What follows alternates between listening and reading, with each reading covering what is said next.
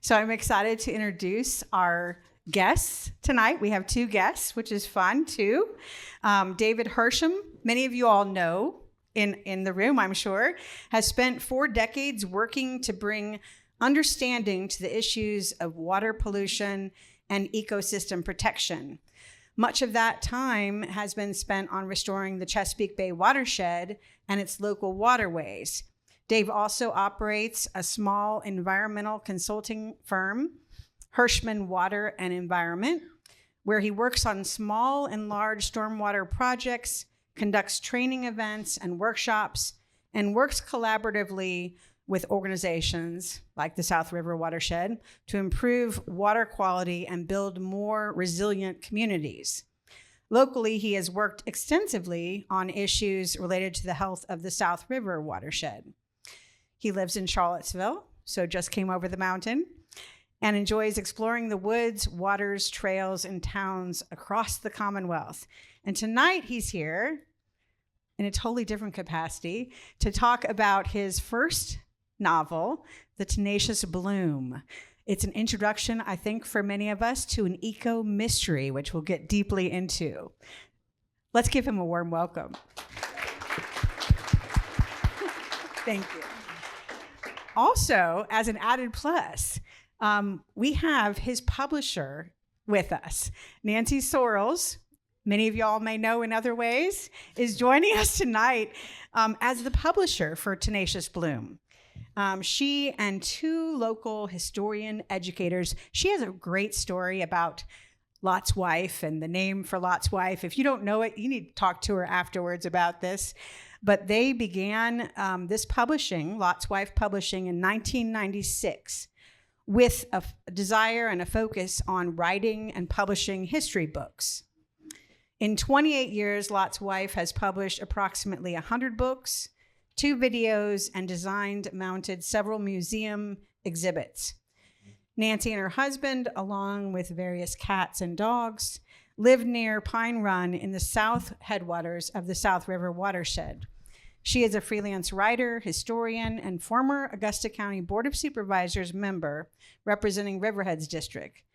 And she also is an outdoors person, enjoying travel, hiking, and outdoor photography. Let's give Nancy a warm welcome. Are y'all ready? We're ready. All right. I think the first thought I had, Dave, is that huge leap going from environmental consulting and possibly writing a lot of technical things to writing a novel. What brought you into that direction? Complete lunacy, I think. I've always loved to write, and it was a bucket list thing for me to want to write a book. Just the curiosity, there's so many books around. How does this thing that has its soul of its own, how does it come into being? So I was very curious about that, and Nancy was a great guide towards the latter end. We're publishing it. But the other thing was I have written a lot of technical material in the environmental field, and that's fun, and I like it, but it's not the same as storytelling. And the fact that people learn and connect with a subject through stories, I think is what inspired me. But the truth of the matter of why this book came into being was a moment, and that's all it was a moment up in Shenandoah National Park. And I was identifying a plant with my Seek app, which I know some of you had. And the thought occurred to me, I wonder where this data goes. Who has access to this data? And then it spun into this mystery. That was it. That was the whole thing. I love that. You hear this idea just captures people. It's the nugget theory. Yeah.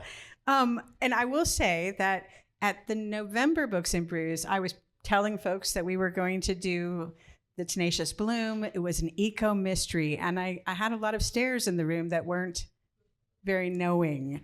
So I would like to, let's clarify, what is an Eco-mystery. Did you Yes. term this genre phrase? I don't know. I don't think I invented a genre, but I haven't heard anybody define it. So I took the opportunity to define it. Yeah. And here's what it came down to for me as three things that define an eco-mystery. Is that how many people here in the room are fans of the mystery genre? Okay. What is the common denominator of every mystery? Crime and a detective. But what are they searching for? What are they trying to solve? A dead body. Exactly. So the first criteria, I don't have any dead bodies. Sorry. You can search, maybe there's one in there. I don't know, but there are harmed ecosystems. There's water pollution. So that was the first criteria of the eco-mystery, is that the harm is to the environment. The second one is that the clues to solve the mystery are nested in the arts and sciences of natural sciences, such as hydrology, botany, and geology, which you can see in that book. Those become the clues. And the third one, and this is not restricted just to eco-mysteries, but you read about a lot of books that have this, where the landscape itself is a character, and an important character that plays a role and that influences the action. So those are the three things I came up with. Maybe I ought to patent it. I don't know. I think you should. Number one on Amazon. We won't say that. Nancy, this is a good distance from history publishing. What drew you as a publisher to this book, to Dave's Tenacious Bloom?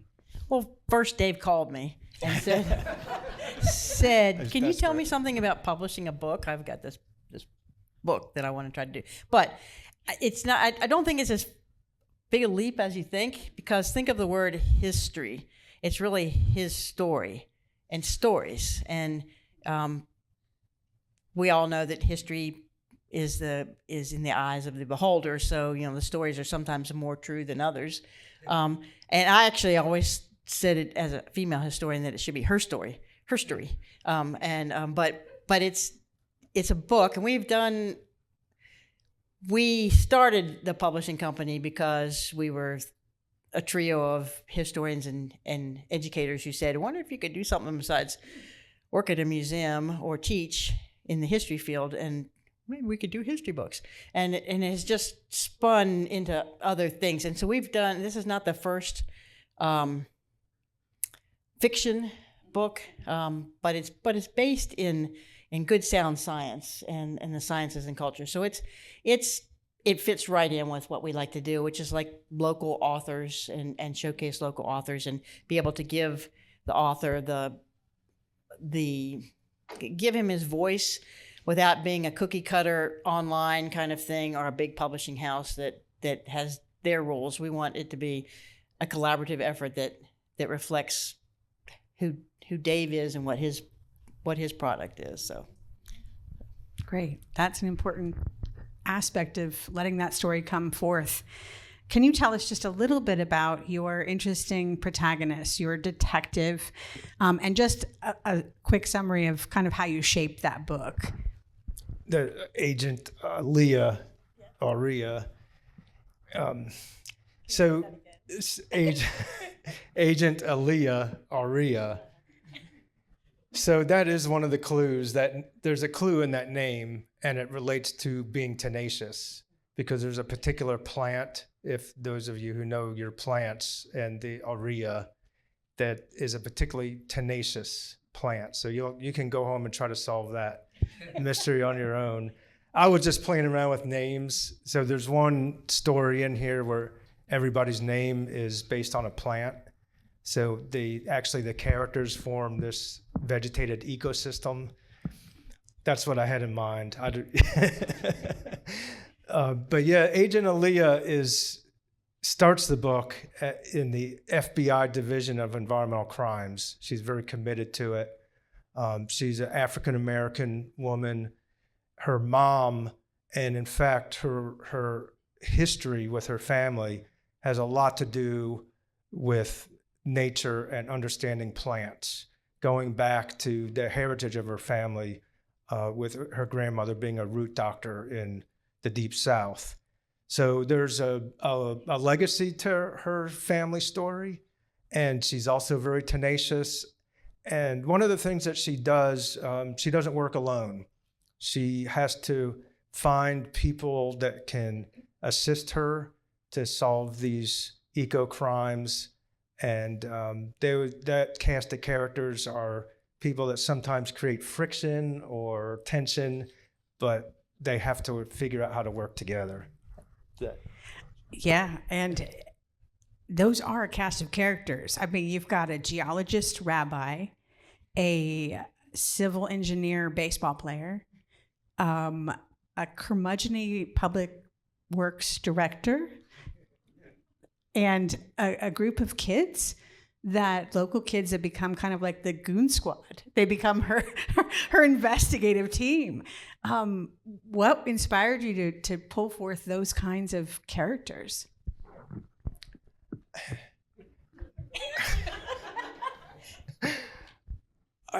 Part of it was you just start.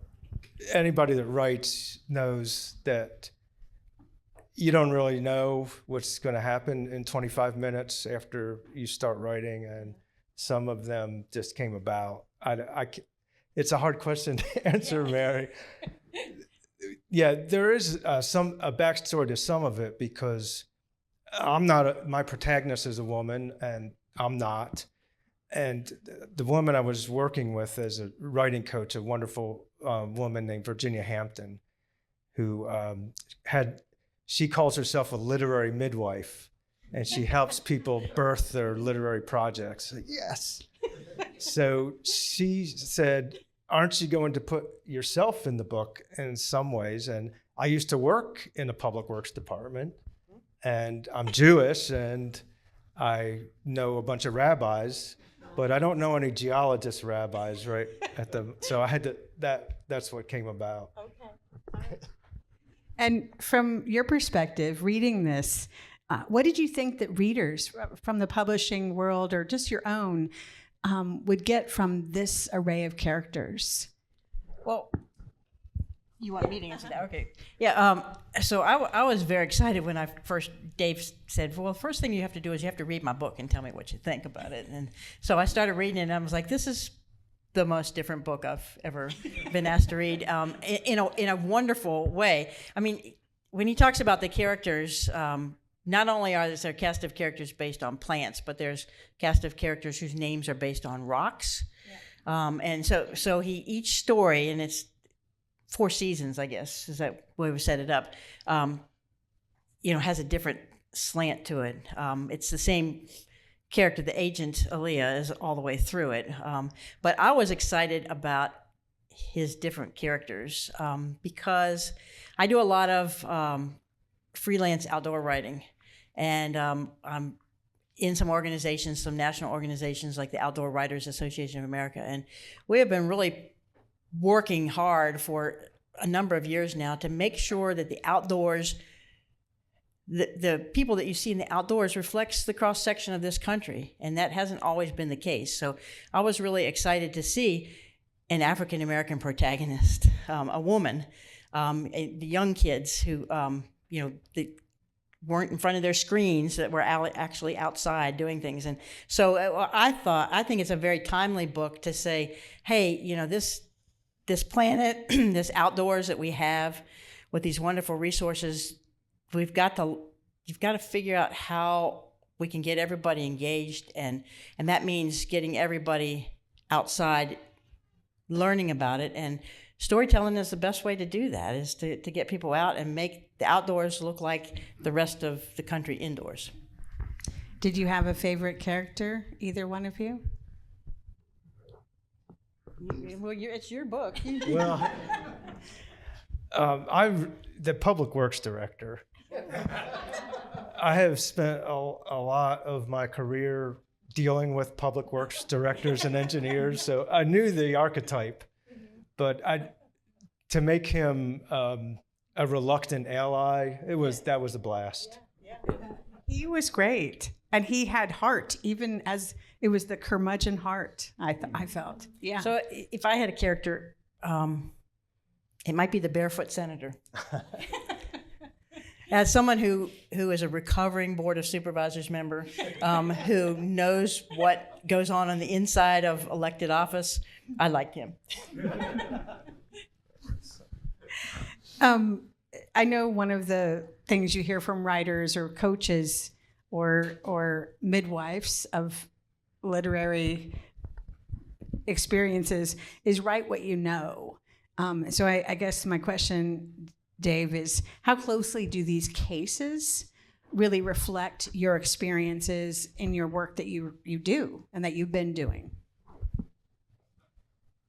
Yeah, and Chris from WMRA, when he was interviewing me for the radio, he asked me the same thing. I said, no, I made that stuff up.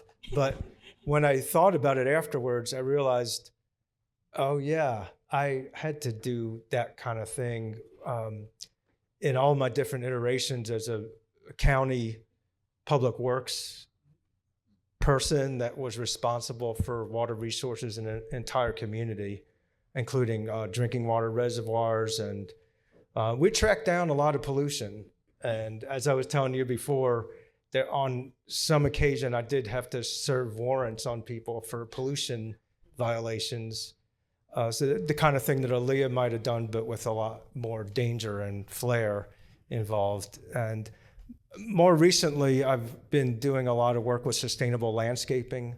So helping people and working with the Chesapeake Bay Landscape Professional Organization to try to get native plants established. And so that's a lot of where that story came from. So your chapter, what was that chapter called? Which had the wandering... The tan gardening glove. Yes. On invasive plants and native plants. We should probably add that there is no FBI Department of Environmental Terrorism. It does, yeah. But there should probably be. Right. Then people ask me, is that real?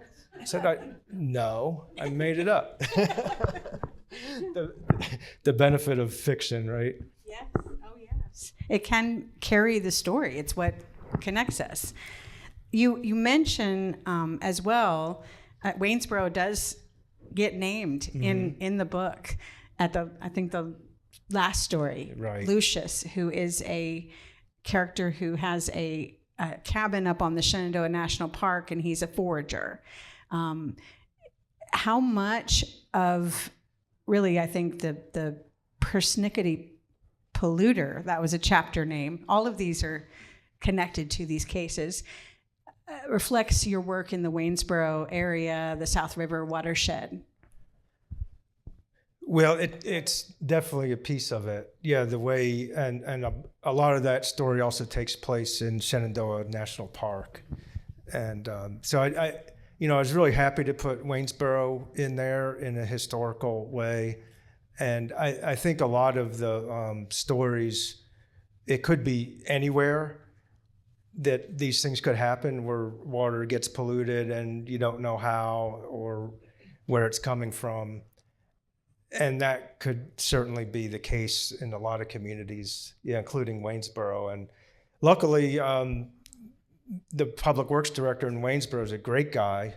Trafford, he's not a curmudgeon, or he's wonderful to work with, and they have a very nice water program in the city of Waynesboro. So in a way, it's kind of a model. Did you give him a book? I was looking for him tonight, but I should give him a book.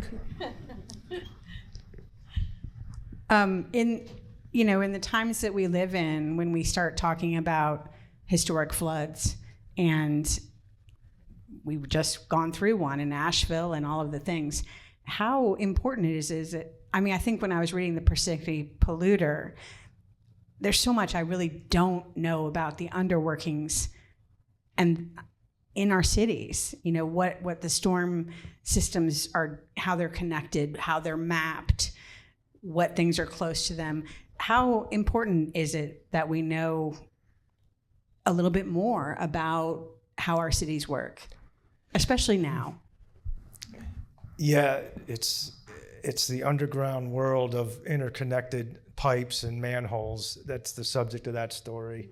That is a mystery unto itself, especially in older communities where they were put in. A lot of them were stacked up with bricks if you open the manhole cover, going back 100 years. So the ages of these systems and where they go and how they discharge to the streams is really a true life mystery, even for the people that work with those systems. So more and more communities are getting a handle on it. The relevance of it is those systems were designed for certain rainfall events or storms. And now that design storm is being exceeded many times. So what communities are faced with is you can't really fix the storm system unless you know what it is and where it goes. So that is a very relevant thing for, I think a lot of people just don't appreciate that when there's a flood, you think of the river coming up and spilling out. But a lot of floods are because water is trying to get through these old pipe systems and backing up because they don't have the capacity. So that's, I think that story I was trying to say, try to understand this, that this is going on in every city and community. And we really don't know some of the even at Public Works or in those places, we don't have solid maps of some of those things? It depends on the community. A lot of communities have been doing a better job of mapping it, and because it's an asset, it's a community asset, just like your wastewater plant and your roads and your parking lots. So it's infrastructure. Yeah. Nancy, I'm going to ask you to put on your other hat. I'm so glad you're here, but all of the work you've done with a lot of groups, as an engaged member of our community with the South River Watershed Coalition, the Alliance for the Shenandoah Valley, even the Native Plant Society,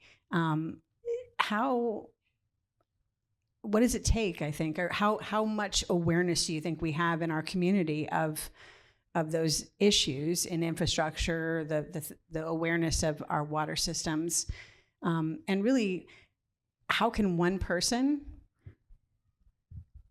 make change to keep us resilient and have healthy systems?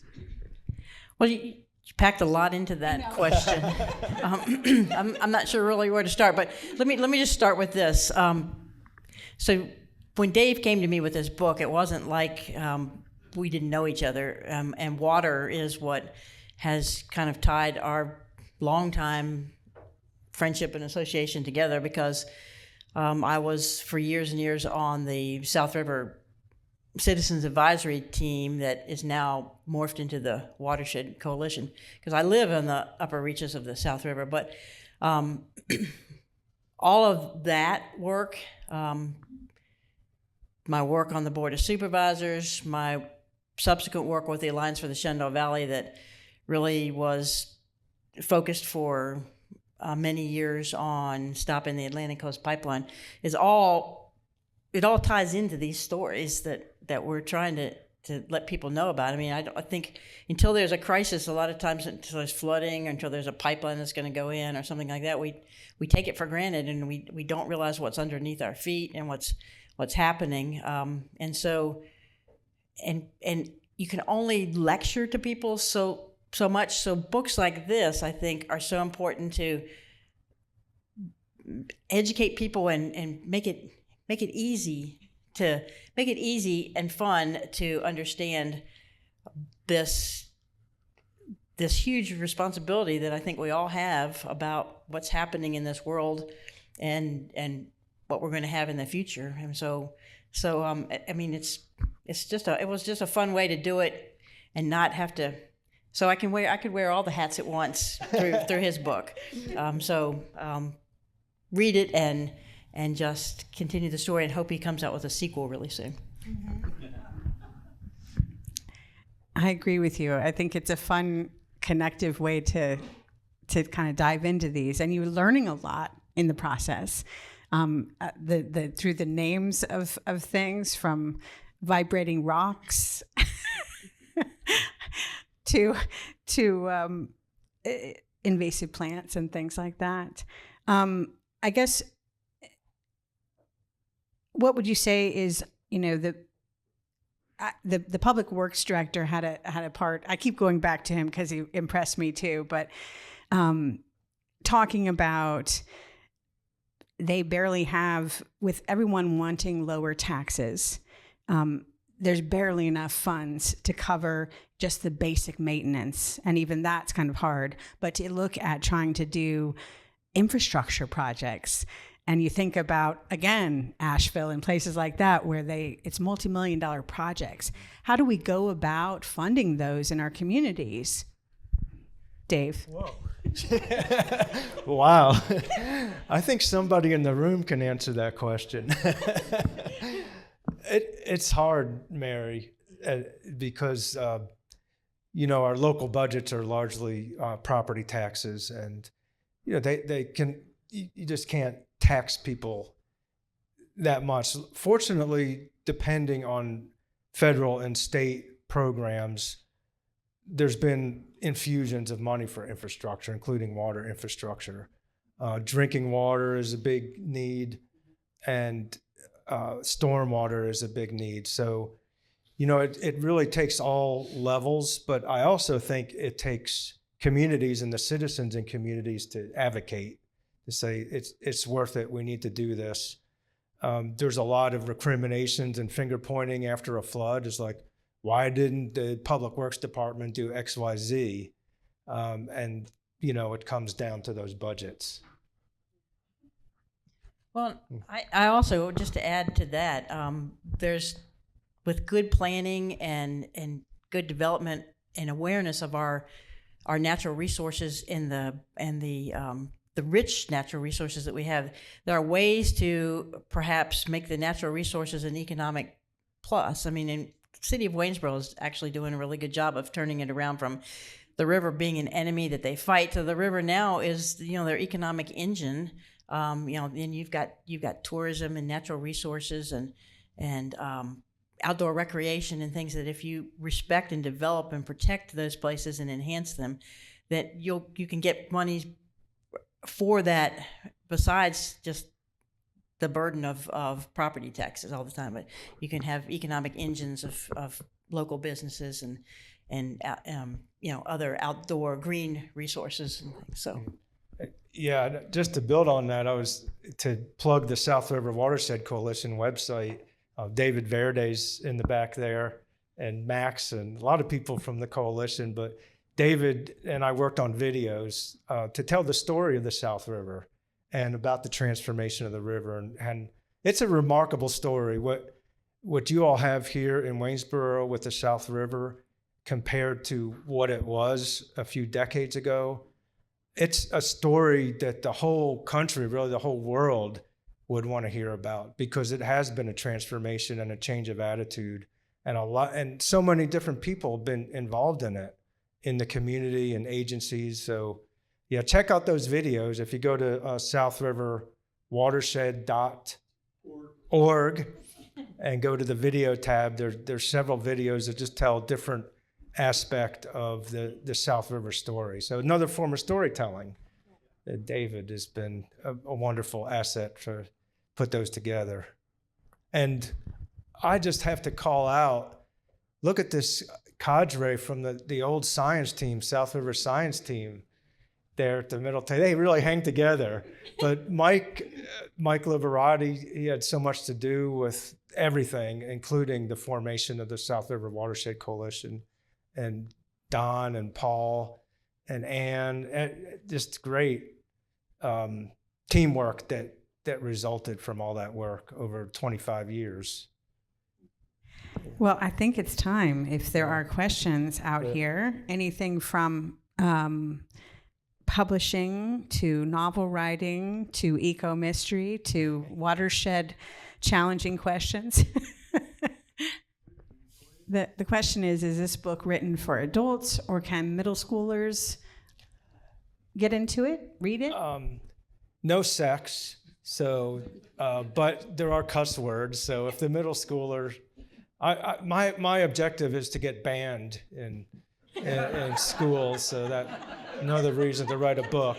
If you can get banned, no, but that's the only thing, Paul. I think they could really relate to, especially some of the youthful characters in it. No dead bodies.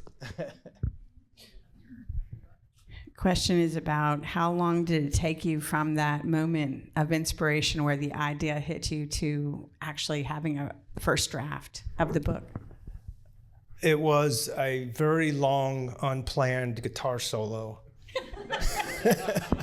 that went on and on.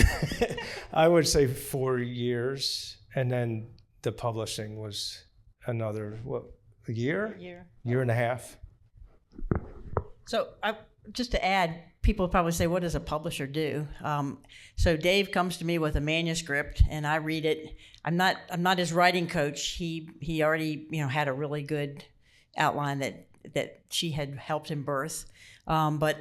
But I did read it and give him some editorial suggestions of places to maybe fill in some characters and things like that. And then I think, to me, one of the most important things I did is I said, David needs some illustrations.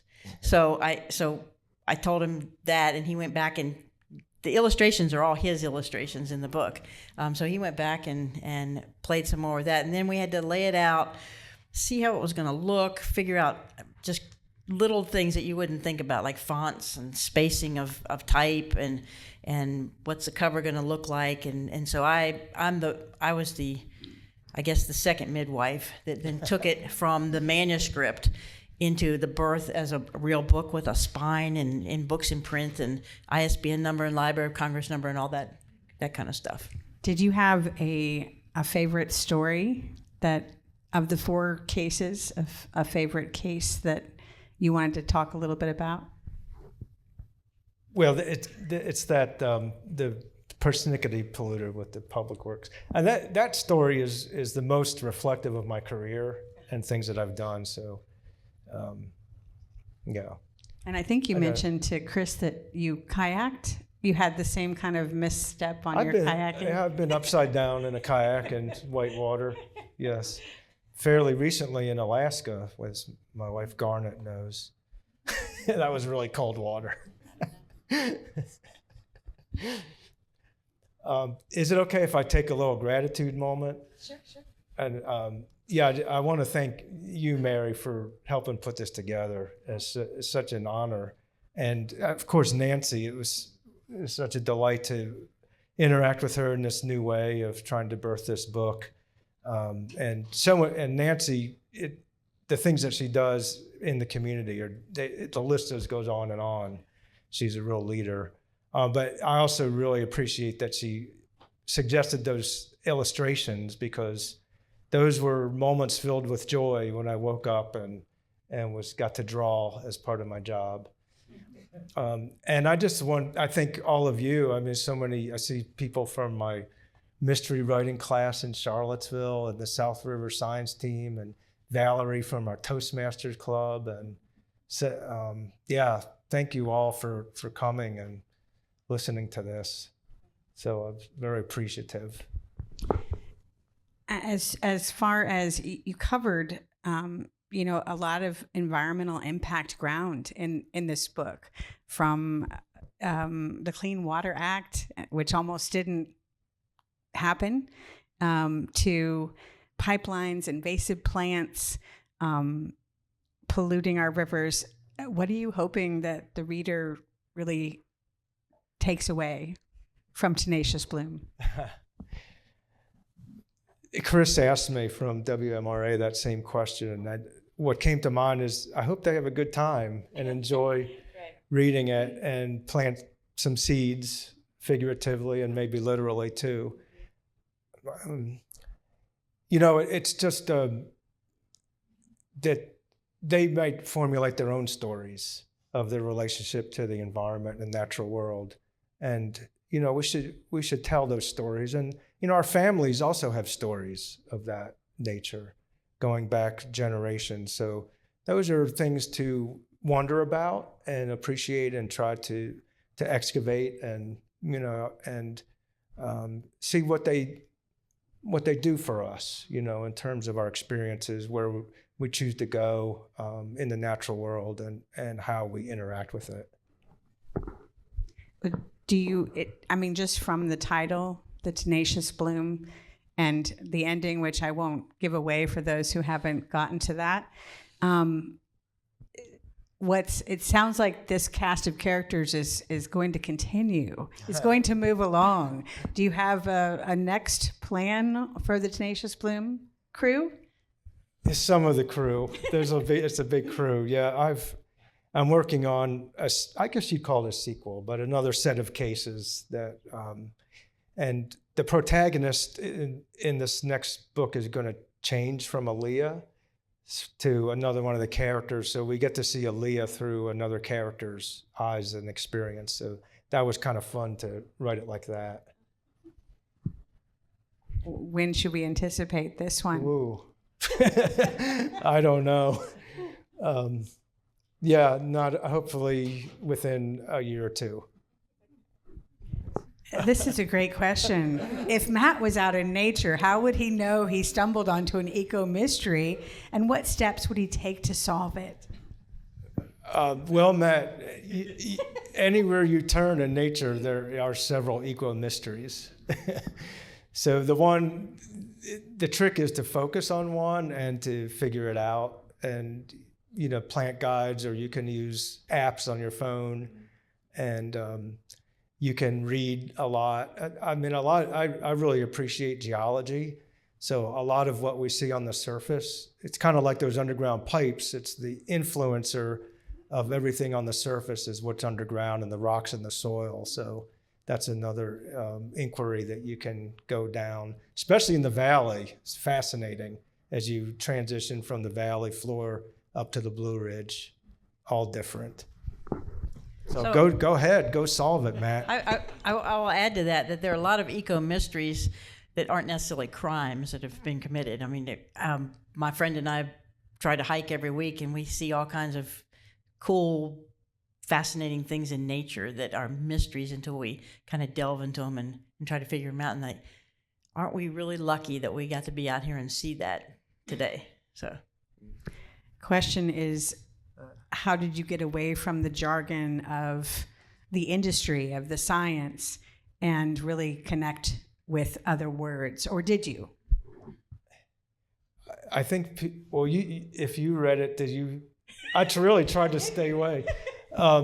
That's a great question, Tom. And that's the difference between technical writing and trying to do fiction, because you really have to assume that those words are not going to be something that mean anything to most of the readers.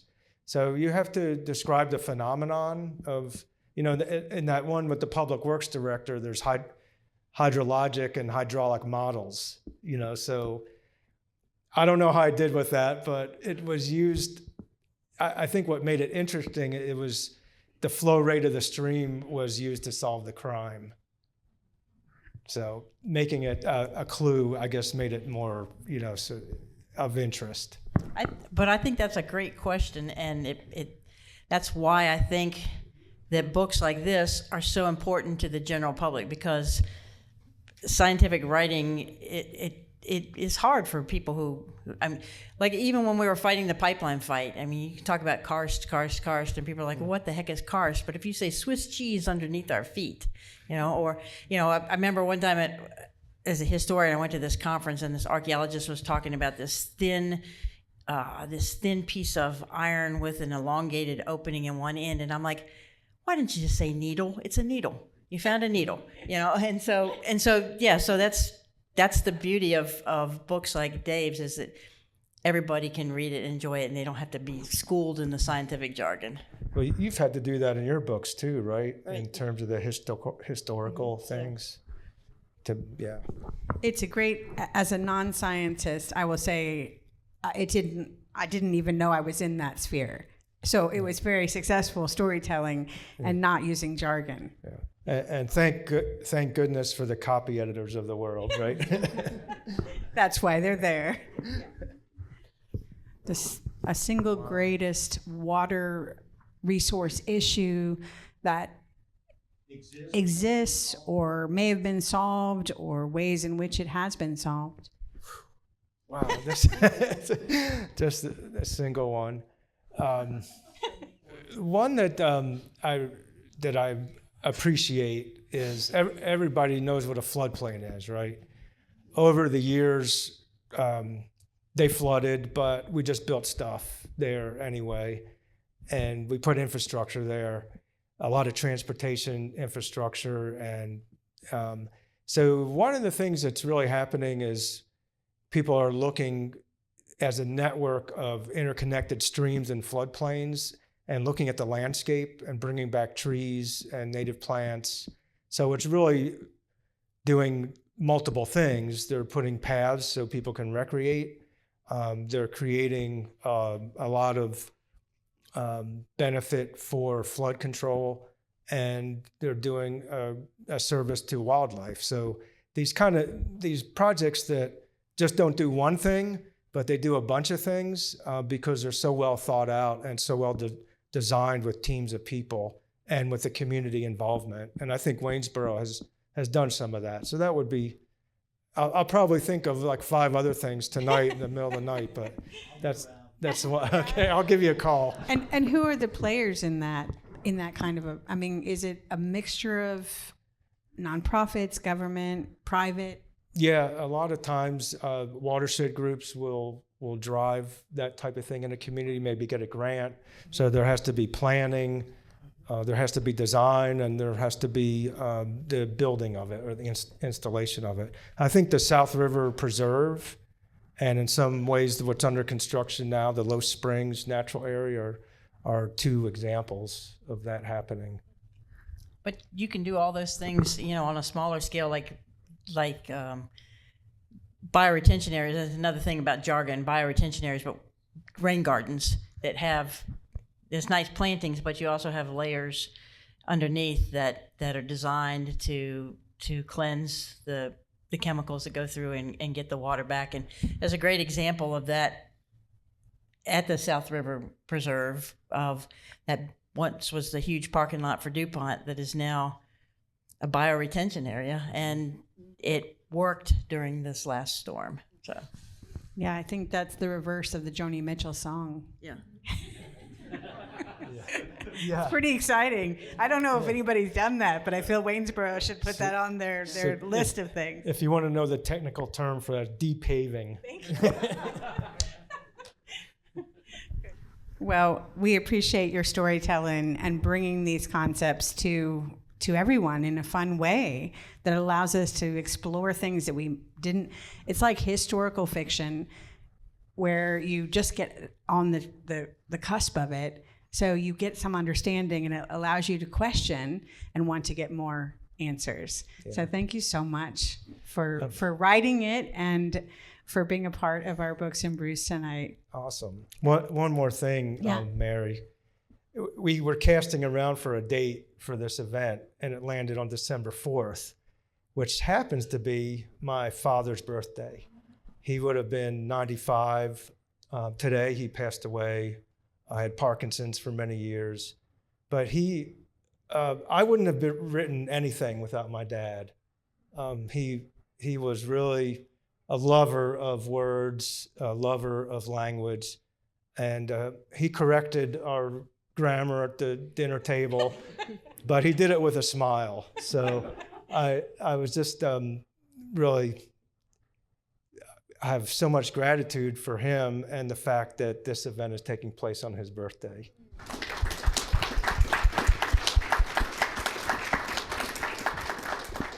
Well, thank you so much again, Dave, for writing the book, for being here tonight. Nancy, for being a part of this with all your hats. And for you all for coming out to our Books and Brews.